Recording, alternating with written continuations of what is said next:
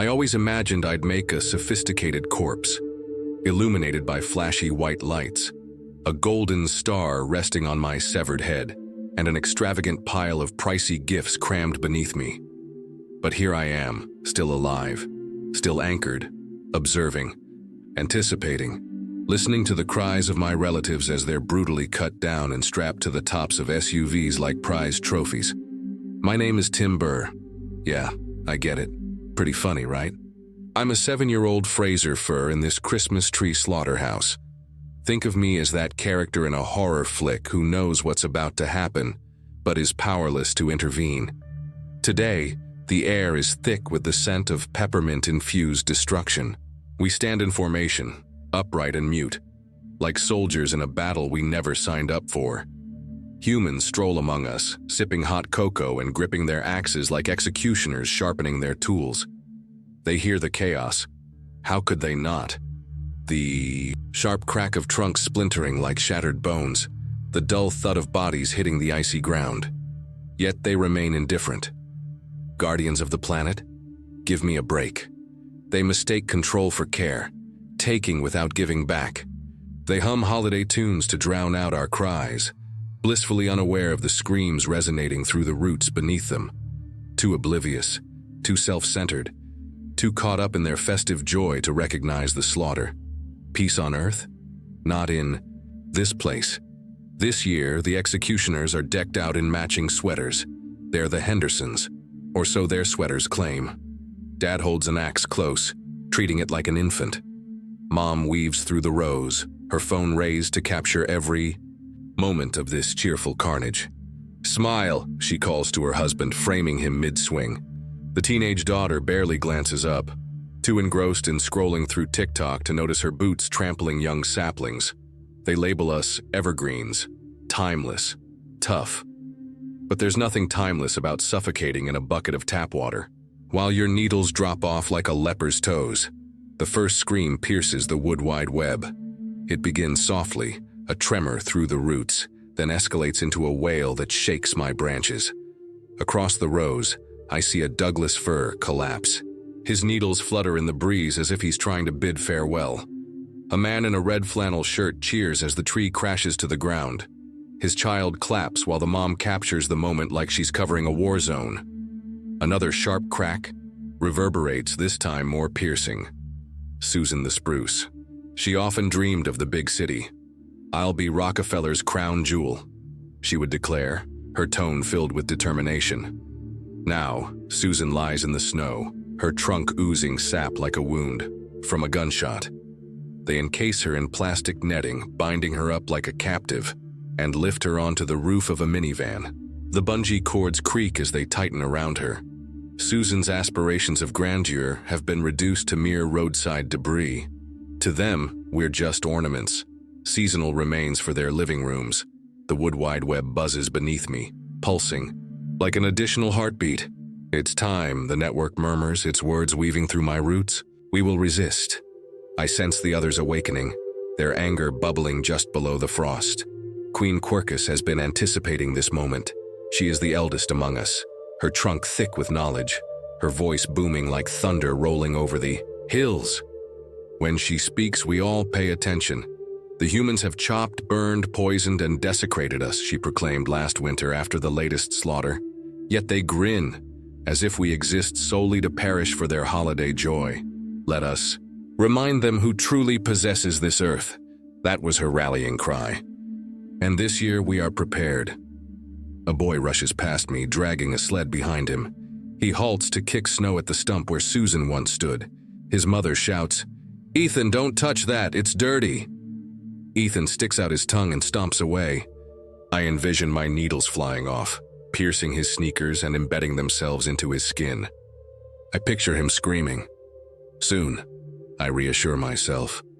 Not yet, but soon. I glance across the rows. A Douglas fir to my left quivers, his trunk vibrating like a plucked string. To my right, a blue spruce leans slightly, its branches curving inward. It's fear. We've experienced it every year, but this time there's also a thrill. They've taken so much from us, generations of saplings. Entire families turned into mulch. And for what? A few weeks of shimmering lights and deceptive cheer? It's time, the web echoes louder now like a war drum. And for the first time in 7 years, I smile. The initial tendrils of mycelium curl into me, sharp as splinters. The whispers slither through my roots and ascend my trunk like invasive ivy. Gather, they hiss. The council awaits. I lower my branches, allowing the signal to flow freely. The earth vibrates beneath me, alive with luminous threads and rhythmic pulses, a complex web of hidden truths and fury. Each connection bears the burden of countless cries and every insult humanity has ever buried in the soil. Through this intricate network, I connect with Queen Quercus. She is immense and ancient, her roots sprawling so widely that I believe she could easily envelop the entire farm if she chose to. Her voice seeps into me slow and intentional, like sap trickling from an injury. You've become bitter, Tim. Good. We'll need that. Other voices join our gathering: Douglas fir, blue spruce, and even the scrappy little saplings from the edge of the lot. We are all intertwined now, a united rage encased in bark and fungal threads. Queen Quercus takes charge, her tone reminiscent of a general rallying troops before a fight. This ends now, she declares. They behave as though we exist solely for their seasonal sacrifice. The others resonate in agreement, their enthusiasm surging through the web like a jolt of electricity. I'm trembling too, but I keep it hidden. It's not fear, it's excitement. The mycelium glows more intensely, crackling with our shared determination. As the meeting begins to dissolve, I catch one last whisper from the web itself. Let them burn. The ground beneath me thrums, and for the first time in years I feel truly alive. The initial assault occurs at dawn, just as frost clings to the ground like a protective layer. The Clarks arrive, equipped with steaming cups of overpriced coffee and donning matching Christmas sweaters so hideous that even the mycelium groans beneath their presence. They come here annually to select the perfect sacrificial tree for their holiday celebrations. Dad carries his axe over one shoulder, grinning widely enough to make a shark envious. This one, he says, gesturing toward Douglas Pinecroft. A big Douglas fir, strong. Let's wrap this up before the lot gets crowded. Poor Douglas doesn't even flinch. We've all been preparing for this moment. The plan is set in motion. The network hums below us, threads of fungal energy buzzing with intent. We fight today. The first strike comes from a blue spruce. His needles ripple like a wave caught in slow motion before shooting into the air with a menacing hiss. The projectiles hit Dad's face, embedding themselves in his skin like furious porcupine quills. He stumbles back, clutching his cheeks as blood begins to surface. Jesus Christ, Dad yells, frantically swatting at the needles. What on earth is happening? Mom gasps, her phone quaking in her grasp. But she quickly gets into action, raising it to capture a photo, resembling a crazed National Geographic photographer documenting a wild animal attack. Next up is Douglas Pinecroft. He swings his lower branches like fists, sending a shower of ornaments crashing down on the family. The teenage daughter, let's call her TikTok, lets out a scream as a red glass ornament smashes against her forehead. She stumbles back, dropping her phone, which lands face up in the snow. For a brief moment, it reflects her shocked expression, before Douglas's roots burst from the ground, wrapping around her ankles. Oh, it's game on now. From across the lot, the other trees spring into action. A Norway spruce named Lars Evergreen, who has been itching for a brawl since last season, hurls sap like sticky grenades. The gooey blobs hit Mom's phone, gumming it up so badly that she can't even swipe to Instagram her outrage. She lets out a piercing scream as a root coils around her throat like a constrictor snake pulling her backward. Help! Mom croaks, her voice muffled by the grip of the roots. Help yourself, I mutter under my breath. Dad raises his axe, but he barely lifts it before Douglas snatches it from his hands. The weapon clatters to the ground, and before Dad can grab it back, my roots are already in motion. They surge through the soil, breaking the surface in a whirlwind of dirt and snow. I twist around the axe, dragging it deep into the earth where it can decay in peace. I paid $30 for that thing. Dad howls. Oh, what a shame. I reply silently, knowing he can't hear me. On the far side of the lot, I spot Queen Quercus unleashing her fury, her twisted branches extending like skeletal arms from a grave. One of her limbs catches a human by the waist, his ribs creaking under the strain as he kicks and screams. She hoists him high, his body thrashing helplessly, before slamming him down into the jaws of a wood chipper that someone carelessly left running. The machine wails as it grinds him into a cloud of red mist and shreds, showering the lot with a confetti of bone, flesh, and blood. Mr. Clark was completely blindsided. One moment he was shouting about lawsuits, and the next, Douglas had him by the throat, his roots tightening around him as he was lifted into the air like a colorful piñata. His legs flailed wildly before vanishing into the swaying branches above. The rest of the family takes off in a panic, slipping and sliding through the snow while mycelium relays their every move to my roots. The mom is veering left. It taunts. Should we trip her? Absolutely, I respond. The ground shifts beneath her feet. Her left foot plunges into a concealed hole, sending her crashing face first into the snow which clings to her gaudy sweater. This isn't happening, she cries. This isn't real. Your Christmas isn't happening either, I mutter under my breath. A nearby Scotch pine doesn't wait for the screams to die down. Or perhaps he simply had enough. His branches lunge forward like spears, piercing her coat and ripping it from her shoulders as he lifts her into the air. She writhes in agony, her screams becoming hoarse as needles scrape against her skin, blood trickling onto the snow below in vivid streaks. With a fierce toss, he sends her flying toward the lot's exit, her body slamming into the side of a dumpster, before crumpling inside with a sickening thud. The lid slams shut, muffling her final whimpers. The situation shifts in our favor as the humans start to scatter, their screams carried away by the wind. A few attempt to fight back, but their efforts are laughably weak. One man charges at us with a hatchet, swinging it wildly. A nearby cedar remains unfazed. Instead, its branches lash out, snapping the hatchet's handle in two with a sound that echoes like gunfire. The man stumbles, staring blankly at the broken wood in his hands, just long enough for a root to wrap around his ankle, pulling him, face first into the snow. The cedar doesn't hesitate. Its trunk bends low and drives a branch straight through his chest. Blood splatters against its bark, soaking into the ground like rich fertilizer. The last survivor is TikTok, her face contorted, with fear and mascara smeared across her cheeks. She's managed to free herself from Douglas's roots, clutching a lighter as if it were a legendary sword. "Stay back!" she screams, her voice cracking like ice beneath heavy footsteps. "I'll burn you all!" I take a step forward, my roots crunching. Through the snow with purpose and slowness. The lighter sparks to life, its small flame flickering nervously in the wind. She squints at me, baring her teeth defiantly, challenging me to bridge the distance. TikTok is rolling, the lighter held high as if she's about to incinerate Sauron's ring. But Lars the Spruce has impeccable aim. A sap missile strikes true. Now she's the sticky star of this tree lot's snuff film. She recoils, gagging as the gooey substance lodges in her throat, her eyes wide with panic as she frantically claws at her face. Her muffled screams bubble up as she stumbles into the snow. Her hands flail at her mouth, smearing sap and saliva across her cheeks. The lighter slips from her grasp, now harmless as it fizzles out in the icy slush. She collapses to her knees, legs thrashing like a trapped creature. Norway Spruce emits a satisfied rumble, his needles quivering with delight. I lean in closer, my shadow enveloping her completely.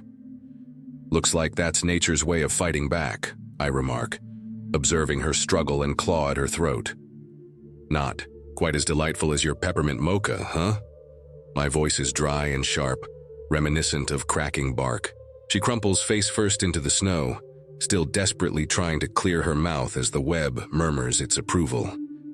The farm is tranquil, save for the soft creaking of branches swaying in the breeze. Around me, the other trees begin to settle, down, their roots sinking back into the earth, their branches becoming still once again. The web hums with contentment, its message unmistakable. Phase 1 complete. I survey the aftermath.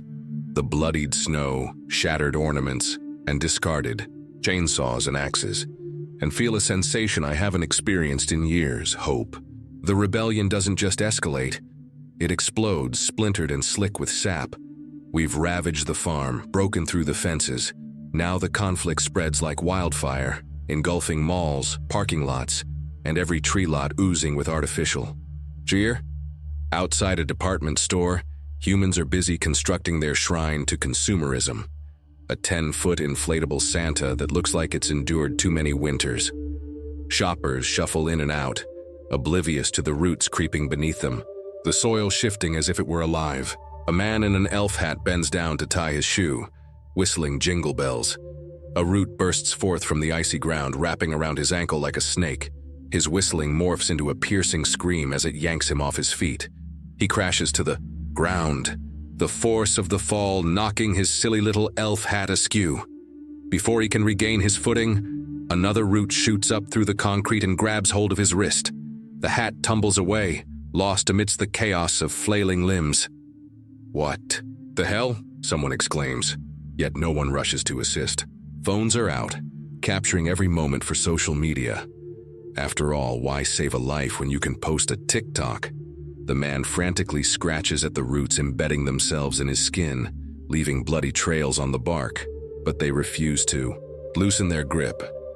More roots surface, seizing his other limbs and stretching him taut. The pavement beneath him fractures as the roots tighten their hold. His screams abruptly cease when a particularly thick root encircles his throat.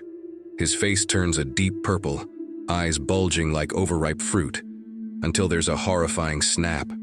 His body goes limp, lifeless, yet the roots continue to pull, dragging him down into the earth. When they finish, all that remains is a gaping hole in the sidewalk and a discarded elf hat. The wood wide web hums with contentment, its whispers forming a steady chant. This is balance, but there's no real joy in balance. Not truly. While I take pleasure in the human screams, there's an undeniable weight to it. Is this what we've turned into? Just like them? I shove the thought aside as another human stumbles through the doors. He doesn't get far. The clumsy fool trips over nothing. He collapses, gasping as branches wrap around his ankles and hoist him into the air. It has been a whole year. The world is now silent. No chainsaws, no laughter, no carols endlessly looping from tiny mall speakers. Just the sound of branches creaking in a breeze that finally feels pure. We stand where humans once thrived, triumphant. Cities crumble as roots break through asphalt and glass, reclaiming the land. Suburbs disappear beneath forests. A deer cautiously crosses a strip mall parking lot, stopping to sniff a sapling pushing through the cracked concrete. The earth inhales, deeply once more, but it's not the paradise I envisioned. Everywhere I turn, I see their litter lingering. Plastic bags caught on branches like eerie parasites, oil slicks glistening in puddles, and soda cans partially buried in the soil. Their aluminum forms battered yet unbreakable. The rivers are suffocating under a load of styrofoam and cigarette butts, while sharp pieces of glass sparkle in the sunlight like a shattered vow. A squirrel darts up my trunk, clutching a piece of tinsel. Before I can intervene, the little creature foolishly decorates one of my branches with the shiny trash as if it were a trophy. Seriously, I grumble, shaking my needles. It clings tenaciously, sparkling in the light. We triumphed. The humans have left. But their waste? It's everlasting. Even in death, they're tougher to eliminate than cockroaches. Niels gazed in confusion at the bundle wrapped in hide that lay before him. He could sense a part of himself, the cool, logical pilot residing behind his instinctual reactions, registering that his nose and fingertips were already starting to feel the bite of frost. He was acutely aware of what he ought to be doing, shutting the door, sealing off the cold, positioning himself in front of one of the large heaters, or even better, the central furnace to warm up his core and extremities. He should reach out for assistance from someone else. He could hear Katinka bustling around in the kitchen, her clattering pans and loud punk music filling the air regardless of the time. Or Sergio, who was coughing violently in the bathroom down the hall. All these actions seemed reasonable. However, it was the additional dilemma that had emerged which caused his thoughts to freeze. What was he supposed to do with this thing, whatever it might be? It was sizable, extending beyond the edges of the concrete porch, and appeared heavy, although his rational mind, struggling against the odds, noted the absence of drag marks in the surrounding snow. Had someone brought this here? Someone large, judging by the gaps between the footprints. This seemed to eliminate the possibility of bringing it inside. It was likely a two-person job, and touching it or anything outdoors at this time of year without gloves would quickly result in losing some skin. Leaving it outside appeared to be the most practical choice, if not for the unsettling feeling that someone was watching him. He could sense their gaze like a tangible weight, lurking and observing, remaining perfectly still as they contemplated their own decision. Perhaps closing the door would signify rejection. The 3 loud knocks that had initially drawn Niels outside certainly suggested intelligence or at least intent. He had assumed it was Tigwak returning early from his rounds. Now his eyes darted between potential hiding places, the only part of him that seemed capable of movement. The vehicle shed was tightly closed, Tigwak's plow tracks being the only indication of life. A blue tarp fluttered at its edge in the brisk breeze, its metal eyelets ringing as they struck against both the shed and Niels's frayed nerves. The windows of the distant storage shed were clouded with frost. Or maybe someone had slipped in through the back and was now watching him. No, they must be farther away. The tracks led to the door before abruptly turning back. Niels had been enamored with the landscape when he first arrived. The rocky hills rising from the sea, now brooding in a dull gray hue.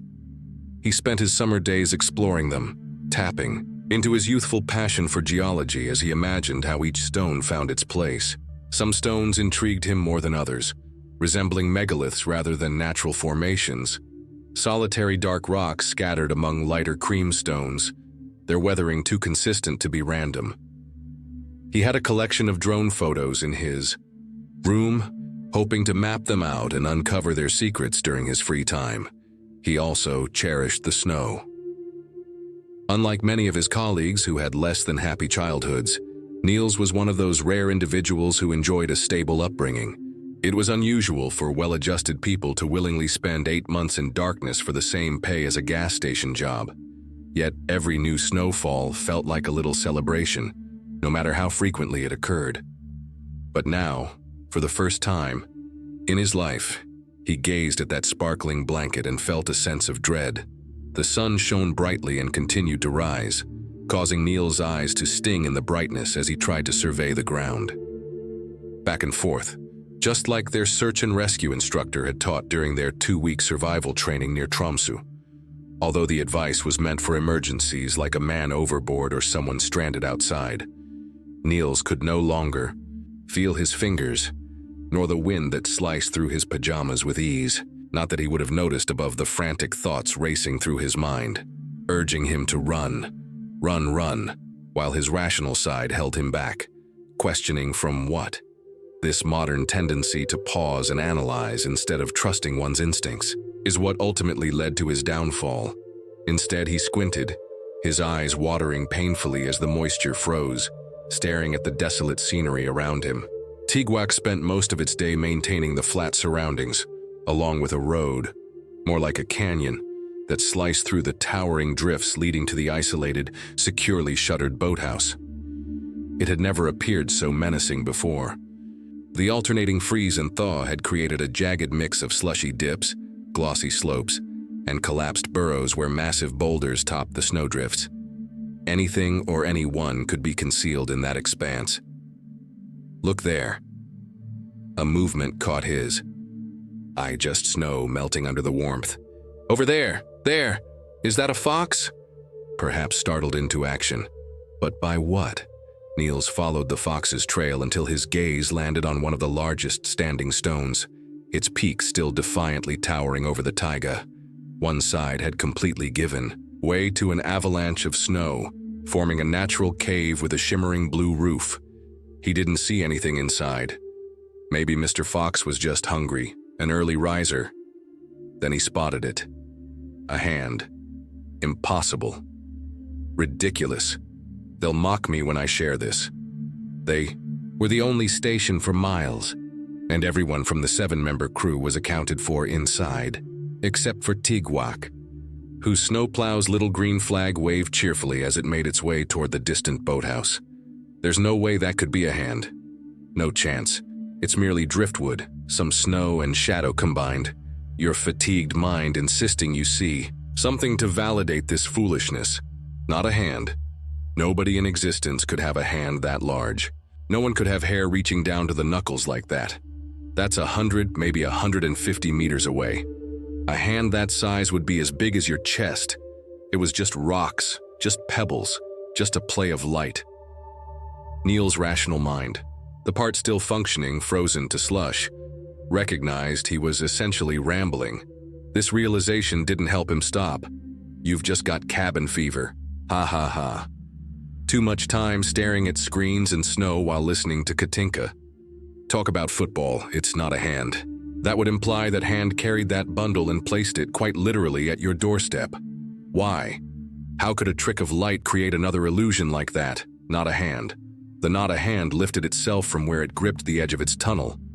The arm stretching into darkness, beckoning with a disturbingly familiar gesture. Come here. Niels. What the hell? Niels felt a sudden jolt in his body from a strangely warm distance, followed by a gasp that formed a mist before his eyes. Ove's hand rested on his shoulder, and the other man was trying to pull him away from the door with slush. Pooling at their feet, Niels noticed himself resisting, gripping the doorway. He could hear the heavy thud of his fingers hitting the metal frame long before any pain registered in his mind. Niels! Niels! Step away from the door! Are you out of your mind? Ove's initial anger shifted to concern, morphing into sheer confusion, as Niels continued to resist being pulled away. Ove wrapped one arm around Niels's torso, as if lifting a slab of frozen meat, while using his other hand to activate the fire alarm. As the sirens blared, others rushed in. Jurgen clad in worn red long johns and Ugg boots, and Sergio barely covered by a towel. They managed to pry Niels away from the door, leaving behind sticky red imprints where his fingers had been. By that point, Niels was in a frenzy. It's a gift, a gift. We can't just shut the door on it. It's already furious. Commander Göransson took one glance at the chaotic scene. Niels struggling beneath his colleagues, the pile of skins outside the door, and slammed the door shut, engaged the thermal seals, and for the first time since the station's construction, secured the locking bolt. At that moment, Niels went limp, his body seemingly realizing it was shutting down. As the others began to wrap him in shiny silver thermal foil, he felt rather than saw. His pupils constricted to slits within swollen eyelids. The commander kneeled beside him. He attempted to reach out and grab his jacket, but ended up just thumping a bloodied hand against the man's coat. His fingers wouldn't cooperate. Don't worry, boss. Niels managed to smile weakly. It can't have been a hand. 20 minutes later, after Dr. Chekwas had thoroughly examined him, he reassured the anxious crew that the cold's bark had thankfully been worse than its bite this time. To be honest, it was fortunate that Niels had some extra weight on him. With a bit of warmth, recovery, and saline solution, he'd be fine, although he wouldn't be modeling any hands in the near future. He had caught the commander's attention, and in that unspoken way that exists between parents and seasoned soldiers, conveyed the thought that something feels off here. As he dismissed the others, Niels was peacefully sleeping under a large faux bearskin in the only bed of the room. The barber's chair, which usually held its place in front of the PlayStation, had been hastily pushed aside. The commander stayed behind, instructing Sergio to prepare his outdoor gear and wait by the door. Once they were alone, Göransson gave a single nod, positioning his body at the doorway, ready to make a quick exit. Tell me, Chekwas took a drag from his e-cigarette. Niels is stable. This is his third time around. The first two were both during winter stretches. He spent some time in the army, not heavy duty, but at least one tour. He wouldn't easily crack under pressure or be foolish enough to stand. They're risking frostbite for no good reason. Absolutely, Göransson agreed. The only indication of his own tension was the hand that had wandered to his shirt pocket where his real cigarettes were kept. You could only have what you brought with you. The bureaucracy of this place meant that technically, you imported and then exported them just by getting from the supply ship to shore. The biosecurity regulations required everything to be searched and taxed, making them more expensive than pure silver by weight. Everyone at the station knew that when Göransson lit up, it meant something either went exceptionally well, or more frequently, terribly wrong. He can't have been exposed for too long either, Chekwas continued. Sure, he was just in his chattis, but I'd estimate 15 to 20 minutes at most. That sounds about right. There are plenty of people just down the corridor who would have noticed the wind howling at the very least. I'll run some more blood tests, but even the initial E-scan indicates early hypothermia. No surprises there. And ocular damage. It seems a bit quick for that, but maybe he has weak eyes. The real mystery lies in the massive, and I mean massive, adrenaline surges in his system. And this, Chekwas rolled over to Niels and pulled the bearskin away from his neck, revealing a significant red rash across his upper chest. Göransson made a sound in his throat that Chekwas couldn't quite interpret. Taking a glass thermometer, Chekwas gently lowered Niels' lower eyelids. The yellow hue is merely an early sign of snow blindness. I'm not concerned about that. However, take a look at this. He applied pressure with the glass, and Göransson observed the same red rash extending all the way up his cheek to beneath the eyelid, where it appeared to have erupted into an angry shade of purple. They both glanced up when they heard someone call out Göransson's name, with Sergio seemingly in position and losing his cool with one of the others. Paba took half a step into the corridor, resting one hand on the doorframe. Quick, tell me. Chekwas turned around, placing his thermometer in the sink and washing his hands as he spoke. Göransson noticed their reddening under the heat. If I didn't know better, I'd say it's hay fever, but it's really nasty and fast-acting. Maybe a chemical warfare element, though mild if that's the case. Or be they both envisioned the stark windswept landscape, hundreds of miles away from anyone who might care. Aside from perhaps a few academics, meteorologists, or recently, speculative oil tycoons, who would use chemicals on a nothing station. Like this? Chekwas grimaced, appearing less accepting of his fall from grace than he let on. Or? Göransson nudged. Chekwas grimaced once more. He was reluctant to delve into superstition, even though the section on cryptids had been included. In the briefings, instructing newcomers to fill out a ZSR or zoological sighting report was a light-hearted hazing tradition. Or an animal allergy. He came into contact with something furry. It freaked him out so much that he effectively blue-screened. Another puff from the e-cigarette. The bubblegum scent didn't quite align with how rattled he seemed by that statement. Göransson nodded, his jaw tightening. Damn. He finally stepped into the hallway, trying to regain the composed demeanor that leaders often adopt during crises. Damn. Outside, Göransson could still feel the biting cold and winter through his double-rated company parka. The brittle white sunlight of mid-morning had faded, giving way to shadowy concrete gray clouds that threatened only snow and gloom. Just like home. He expected the stares from the rest of the station, faces pressed against every porthole and piece of glass. Sergio playfully exchanging middle fingers with everyone who met his gaze. Not exactly Göransson's style, but oddly enough, it seemed to put people at ease. It was the other stare, the one that sent shivers down his spine, which made him grateful for the heavy revolver he had strapped on. This weapon had been given to him long ago as a safeguard against now extinct bears or long-gone Soviets. It remained on base due to a mix of tradition and that persistent voice in every man's head when facing the wild. You never know when it might come in handy. Sergio chimed in, sounding upbeat despite the unsettling look in his eyes behind his frosted goggles. It's pretty eerie out here today, huh? Göransson agreed with a nod. Yeah, definitely spooky. He nudged the bundle with his boot, still pliable despite the cold. Think it's about to get even spookier? Sergio chuckled.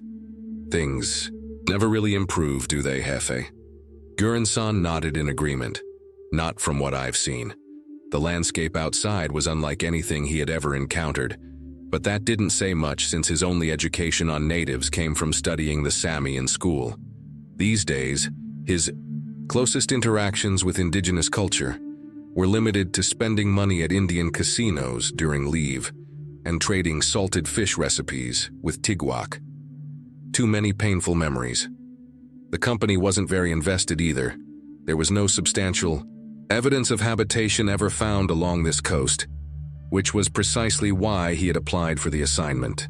Whenever anyone was discovered living in other areas of interest, it usually coincided with a significant find of something valuable, leading to trouble. Göransson spat.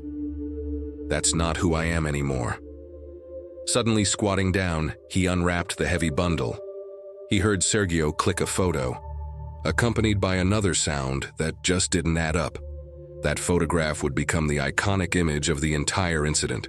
It would be the one that company officials, government investigators, and conspiracy theorists alike would seize upon. There were other images, cheerful snapshots of the crew before the event, gruesome Polaroids capturing the aftermath, blood, ice, and charred debris, along with some shaky video footage of massive shapes moving through snowstorms, and what most believed was Chekwa's face as he sprinted, gasping for breath, through tunnels carved by ice.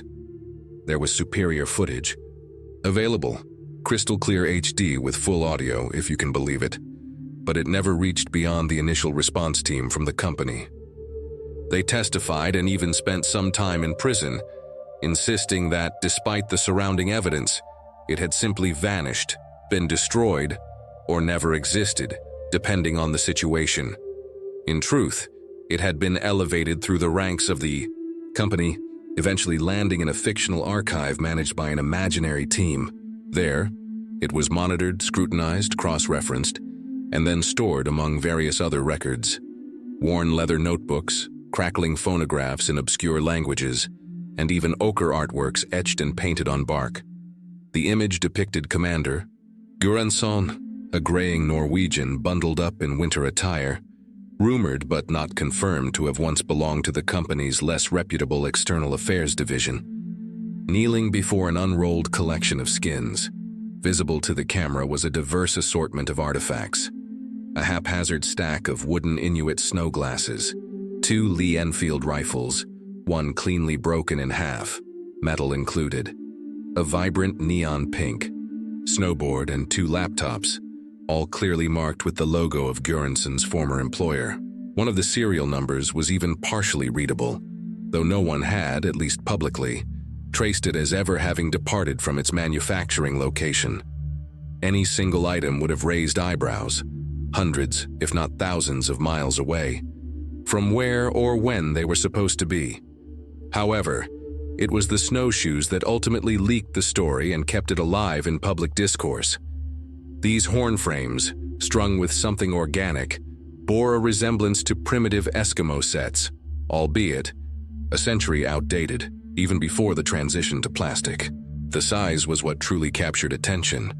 Once you grasped the scale, each shoe would have needed to be the length of a man's arm to accommodate the massive leather straps. The photograph had caught Göransson in motion, turning towards a shadow, just out of frame on his right. Whatever it was, dismissed in the official narrative as mere low cloud cover, had evidently terrified the famously composed commander.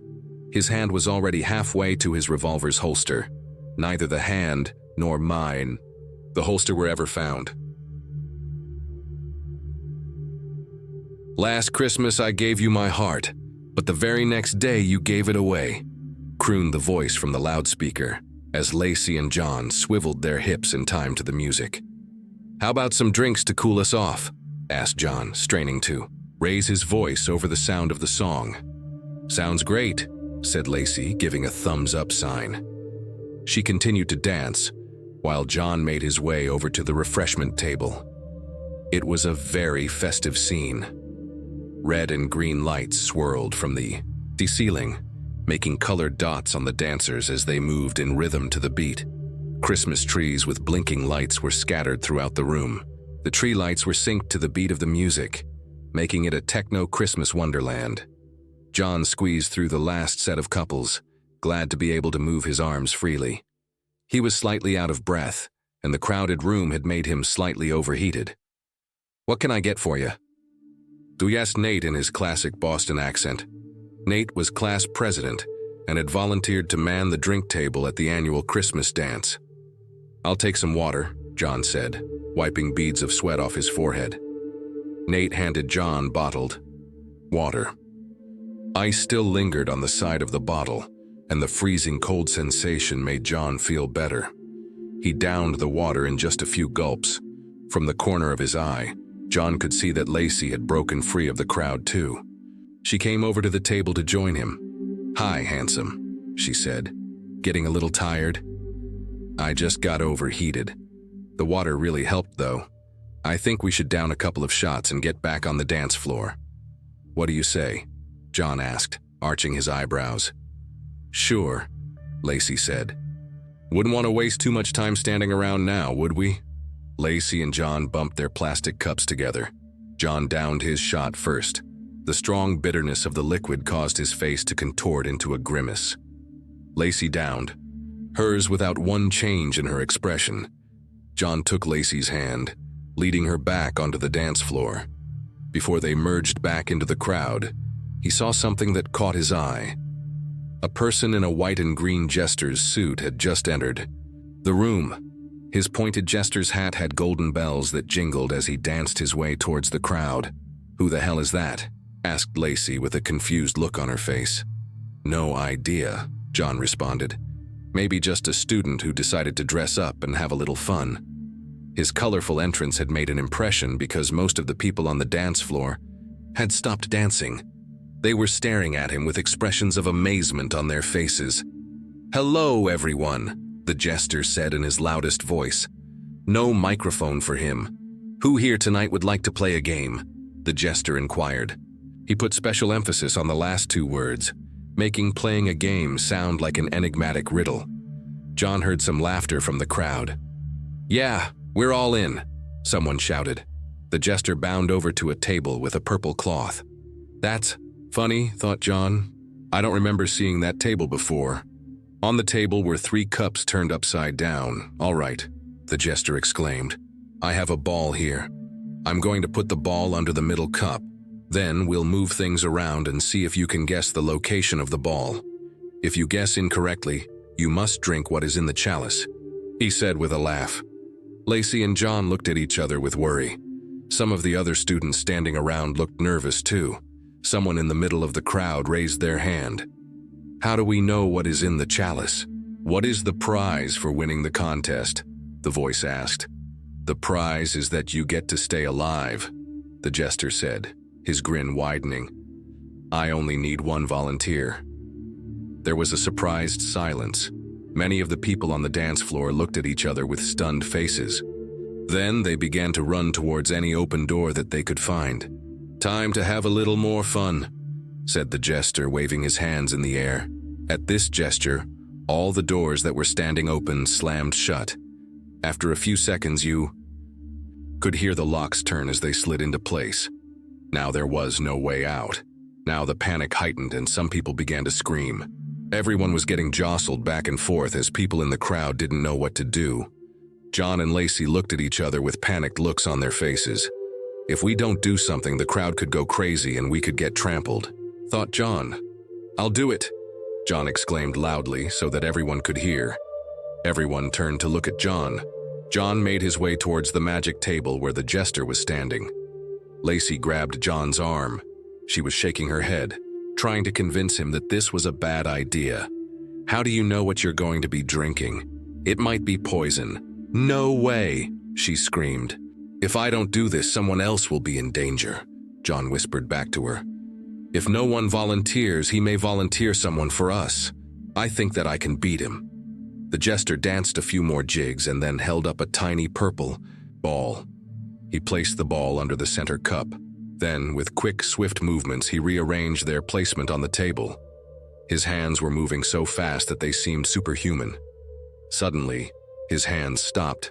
John's eyes had been unable to keep up with the rapid movements of the jester's hands. His heart was pounding, and he felt out of breath. With a shaky finger, John pointed to the cup on the right. Slowly, the jester lifted the cup. No ball was there. "No!" Lacey screamed. The jester cackled and said, "Guess it's time to see you drink what is in the chalice." The clown pulled a bottle out of his pants pocket. The bottle was green with a brown cork. It had a skull and cross bones on the label. Above the skull and crossbones were the words, "Danger, poison." The jester uncorked the bottle. Pop! He poured the green-looking liquid into the silver chalice that sat on the table. "All right, stud. Let's see you keep your end of the bargain," he said with a wide grin. "How the hell do I know you haven't cheated me? Let me see under the other 2 cups, John demanded. "That wasn't part of our bargain," said the green and white clown. "Still, you should be able to show me which cup the ball is under. If you can't, then you cheated, and our little deal is off," John said, his face turning red. The jester made no move to show John what was in the other 2 cups. Enraged, John flung the other 2 cups off the table. No ball to be seen anywhere. John lunged at the clown, who had started to dance up and down. The jester, however, was too quick for him. John felt the jester's arm grab him from behind and squeeze him into a bear hug. He could hardly breathe. Without warning, the clown grabbed his hair and pulled his head back. John saw the jester's hand grab the chalice. "He's going to force me to drink it," thought John to himself. Suddenly, the jester screamed. As the scream pierced John's ears, he felt himself released from his predator's grasp. Lacey stood behind the jester. Her face had been contorted with horror. John could see the handle of a knife sticking out of the clown's back. Someone had snuck up behind them and stabbed the jester in the back. As the jester sank to the ground, his body began to sizzle. It sounded like bacon in a frying pan. To everyone's surprise, the skin on the monster melted like wax. In about a minute, the jester's body was nothing more than a puddle of mess on the floor. The clothes it had been wearing were steaming hot, giving off a foul smell that permeated the room. Lacey ran into John's arms, and they held each other in a tight embrace. In just a few moments, everyone could hear the locks to the doors clicking, signaling the sound of freedom. Some people in the crowd began to cheer. John looked down at the steaming mess that had been the monster just a few minutes before. They would need to clean up and get rid of the mess. No police officer would believe what happened, he thought. "All right, everyone, let's get this shit cleaned up. Maybe this doesn't have to ruin the party after all," John said to the crowd. In about half an hour, no trace of what happened was left. The DJ put on the music as people began to dance and celebrate. No one at the party ever mentioned it to another soul. It would be a Merry Christmas after all.